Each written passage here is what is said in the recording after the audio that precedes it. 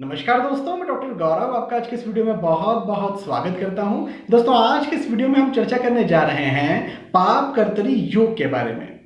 पाप कर्तरी योग एग्जैक्टली होता क्या है? यदि कोई ग्रह आपकी कुंडली में पाप कर्तरी योग में आकर के बैठा है तो अपने कैसे फल देगा, कैसे प्रभाव देगा, कितने खराब फल दे सकता है, इस विषय में आज हम चर्चा करेंगे। साथ ही साथ एग्जैक्टली जाने कैसे कि सचमुच में कोई ग्रह पाप कर्तरी योग में है भी या फिर नहीं। दोस्तों, आप में से कई दर्शक मेरे पास जब क्लाइंट बन के आते हैं तो मुझसे कहते हैं, सर ये जो ग्रह है ये पाप कर्तरी योग में बैठा हुआ है, आने वाली दशा इसी ग्रह की है, हम बड़े चिंतित हैं इस ग्रह को लेकर के कि ये हमें बहुत खराब फल देगा। कई बार तो मैं उन्हें बताता हूं कि भैया ये पाप कर्तरी योग है ही नहीं। तो मेरा कहने का मतलब ये है कि पाप कर्तरी योग को लेकर के भी बहुत ज्यादा कंफ्यूजन बना हुआ है। चलिए मैं आपको सबसे पहले तो बेसिक इसका जो थ्योरी है वो मैं आपको बता देता हूं। कोई भी ग्रह कुंडली में दो पापी ग्रहों के बीच में आकर के बैठ जाता है तो इसे पाप कर्तरी योग कहता है। जैसे कि आप अभी स्क्रीन पर देख पा रहे हैं इमेज, इसमें बुध जो है वो कुंडली में राहु और शनि इन दोनों ग्रहों के बीच में आकर के बैठ गए।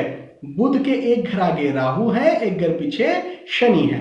तो शनि और राहु से बुध जो है वो घिर चुके हैं। अभी बुध जो है वो पाप कर्तरी योग में आकर के बैठ गए।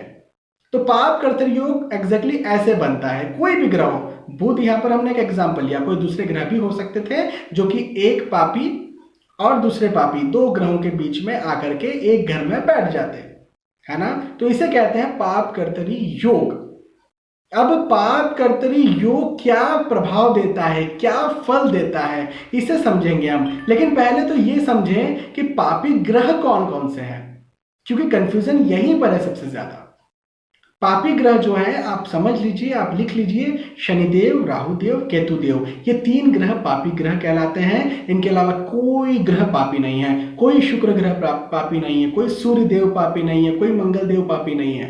केवल शनि, राहु और केतु को पापी ग्रहों की श्रेणी में लिया जाता है।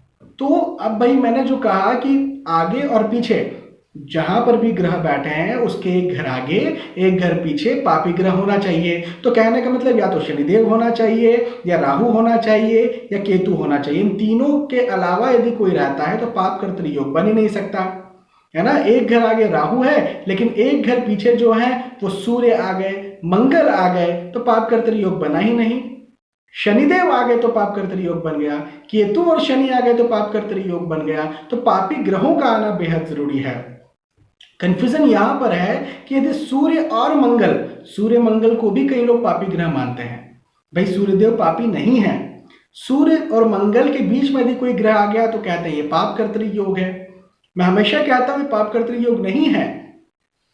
केवल शनिदेव, राहुदेव और केतु, इन तीनों को ही पापी ग्रह मानना चाहिए और यही ग्रह पाप कर्तरी योग का निर्माण करते हैं।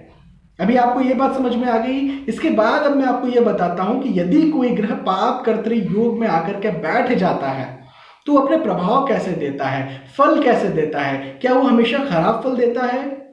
नहीं, खराब फल नहीं देता। उदाहरण के तौर पर यदि कोई ग्रह है, जैसे यहां पर मैंने आपको बुध बताया, बुध इस कुंडली के, जिस कुंडली में बैठे हैं, इस कुंडली के अति योग कारक ग्रह हैं। अभी अति योग कारक ग्रह हैं, बहुत अच्छी जगह पर आकर के बैठे हैं तो ये अपने अच्छे ही फल देंगे। हाँ, चूंकि पाप कर्तरी योग में आकर के बैठे हैं तो बहुत कम अच्छे फल देंगे, मतलब कि अस्त ग्रह की तरह ये फल दे पाएंगे। इनके पास बल नहीं बचेगा, ये उतना अच्छा फल नहीं दे पाएंगे, तो इनकी महादशा चलेगी तो इंसान को उतने अच्छे फल जो है वो फील नहीं होंगे।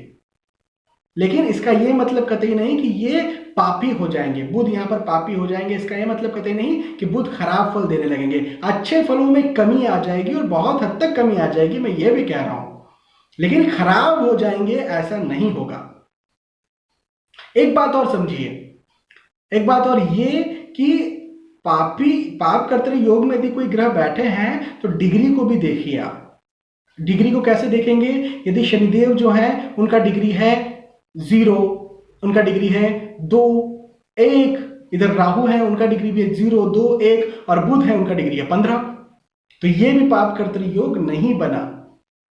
मतलब कि जो दो ग्रह किसी एक ग्रह को घेर रहे हैं उनके पास बल होना चाहिए। उनके पास यदि बलि नहीं है तो पाप कर्तरी योग कैसे बनाएंगे? तो दोस्तों आपको पाप कर्तरी समझ में आया। पाप कर्तरी में आप शनि, राहु और केतु इन तीनों ही ग्रहों को लीजिए, इसके अलावा किसी और ग्रह को ना लें। और किसी भी ग्रह के साथ ये योग बन सकता है और उसका बल देखना भी आपको बेहद जरूरी है। यहां पर मैंने आपको उदाहरण दे करके भी समझाया, महज बुध का एक उदाहरण था, कोई दूसरे ग्रह भी यहां पर हो सकते थे, उनके साथ भी पाप कर्तरी योग बन सकता था। कई कुंडलियों में पाप कर्तरी योग होता ही नहीं है, फिजूल में ही लोगों को डरा दिया जाता है और एग्जैक्टली जब महादशा आती है तो बड़े अच्छे फल मिलते हैं उसके।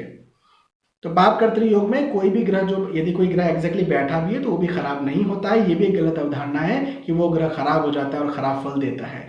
बुध, जैसे बुध का यहाँ पर एग्जाम्पल दिया था, बुध कोई खराब नहीं होंगे, हाँ बुध के अच्छे फलों में कमी जरूर आएगी। तो यहाँ पर क्या किया जा सकता है कि यदि बुध योग कारक है, यदि योग कारक कोई ग्रह है जो पाप कर्तरी में आकर के बैठे हैं, तो उन ग्रहों का रत्न पहन लीजिए। जैसे बुध यहाँ पर अच्छे हैं तो बुध का रत्न पन्ना पहन लिया जाए, तो पन्ना पहन करके बुध अपने और अच्छे फल दे सकते हैं। थोड़े ही सही लेकिन अच्छे तो मिलेंगे ना। हाँ, यदि कोई मारक ग्रह पाप कर्तरी योग में आकर के बैठ गया तो उसका मंत्र ही करें, उसका रत्न ना पहने, उसके लिए उपाय ही करें। अदरवाइज वो तो नॉर्मली दिक्कत दे ही सकता है भाई। नॉर्मल यदि कोई मारक ग्रह है वो पाप कर्तरी योग में बैठा है तो प्रॉब्लम देगा ही देगा, क्योंकि पाप कर्तरी योग में ना भी बैठता तो भी हम तो कहते हैं कि प्रॉब्लम ही देगा।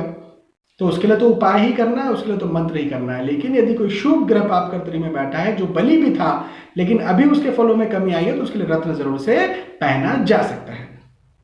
तो दोस्तों यहाँ पर मैंने आपको बेसिक लेवल पर यह समझाने का प्रयास किया कि पाप कर्तरी क्या होता है। मैंने कंफ्यूजन जो है वो दूर करने का प्रयास किया। मुझे विश्वास है कि आपको ये बात समझ में आई होगी, आपको वीडियो पसंद आया होगा। यदि आपको वीडियो पसंद आता है तो प्लीज इसे लाइक करें, इसे शेयर भी करें ताकि दूसरे भी इस वीडियो का फायदा उठा सकें। दोस्तों आने वाले वीडियोस में, आने वाले एपिसोड्स पे फिर मिलेंगे। तब तक के लिए मैं आपके आज के इस वीडियो में विदा चाहूंगा। नमस्कार।